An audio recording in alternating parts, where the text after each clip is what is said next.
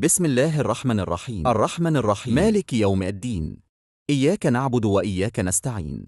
اهدنا الصراط المستقيم، صراط الذين أنعمت عليهم، غير المغضوب عليهم ولا الضالين.